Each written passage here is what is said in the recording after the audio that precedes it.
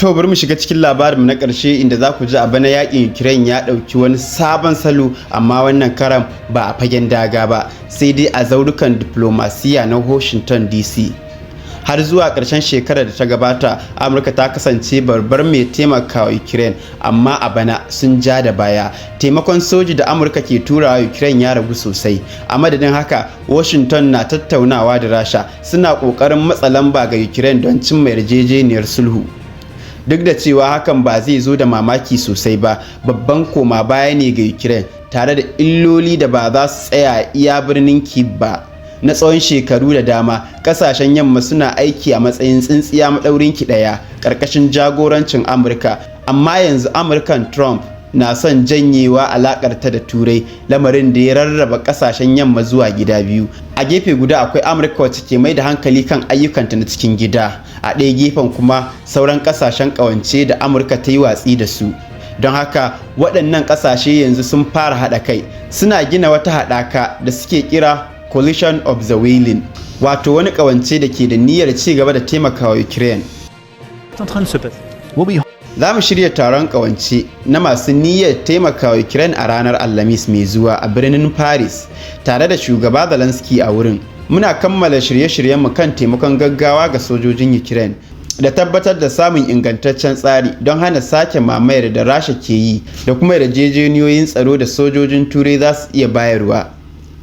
Da farko dai Birtaniya da Tarayyar Turai su ne suka fara bayyana wannan ƙuduri, amma yanzu Canada ta bi sahunsu. Canada wacce take da sabon Prime Minister Mark Carney, wanda ya ziyarci Turai a wannan mako a ziyararsa ta farko ta kasashen waje, kuma ita wannan ziyarar kanta na da wata ma'ana. Wato Canada ta zaɓi Turai a matsayin inda ta yi ziyarar farko ta Prime Minister a maimakon Amurka. Haka kuma Canada tana neman haɗin gwiwar tsaro da Tarayyar Turai, ciki har da haɗakar samar da jiragen yakin Turai da sauran kayan aikin soji.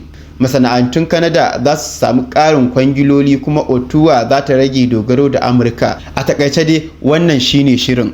Don haka abokan asali na Amurka irin su Turai, Canada da Birtaniya na sake haɗuwa a waje ɗaya, suna ɗorawa kansu alhakin ci gaba da wannan yaƙi. Amma tambayar a nan ita ce, shin za su iya jurewa? Za su iya ci gaba da tallafawa Ukraine ba tare da goyon bayan Amurka ba? Ku dubi abin da ya faru ranar Alhamis. Shugabannin Tarayyar Turai sun shirya taro a Brussels, sun mayar da hankali ne kan Ukraine, kan yadda za su iya taimakawa ƙasar. Tarayyar Turai na da mambobin ƙasashe 27, yawancinsu sun yarda cewa Ukraine tana da buƙatar taimakon soji, amma a lokacin da aka zo sanya hannu kan takardun ba da kuɗin ba a cimma matsaya ba. Ukraine ta nemi euro biliyan 5, kimanin dala biliyan 5.4 na Amurka don sayan harsashe. Shugaba Zelensky da kansa ne wannan roƙo a taron shugabanni na Tarayyar Turai. Crucial that your support for Ukraine does not decrease but instead yana da matukar muhimmanci cewa tallafinku ga Ukraine bai ragu ba, sai dai ya ci gaba da karuwa.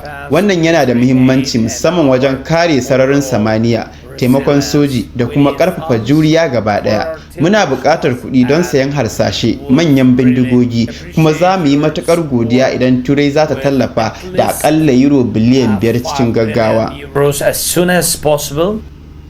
Zelensky yana cewa lamari ne na gaggawa. Duk da haka Turai bata cimma matsaya ba. Babban dalili a nan shine kasashe biyu, Faransa da Italiya. Wannan abin mamaki ne, domin shugaban Faransa Emmanuel Macron ya kasance yana magana sosai game da tsaron Turai da kuma ɗaukar nauyin kare kanta. Duk da haka gwamnatinsa tana jan kafa, musamman idan abin ya shafi alkawarin kuɗi. Faransa ta jaddada cewa tana goyon bayan Ukraine, amma fifikonta na farko shine wani kunshin taimako na daban, wato bashin dala biliyan 19 daga kungiyar kasashe masu karfin tattalin arziki ta G7 zuwa Kyiv. Wato bashi ba taimako ko tallafi ba, shine abin da Faransa ke bawa fifiko. Sai kuma Italiya wacce ke da wata matsala daban. Suna buƙatar ƙarin bayani ne na fasaha kafin su amince.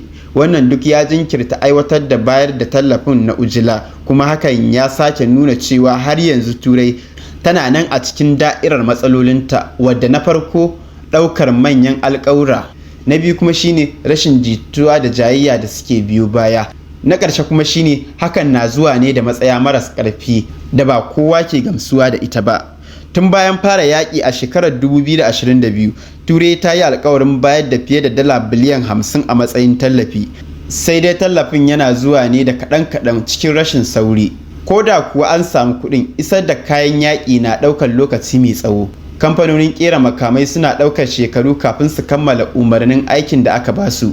A gefe guda kuma, Ukraine na buƙatar harsashe cikin gaggawa.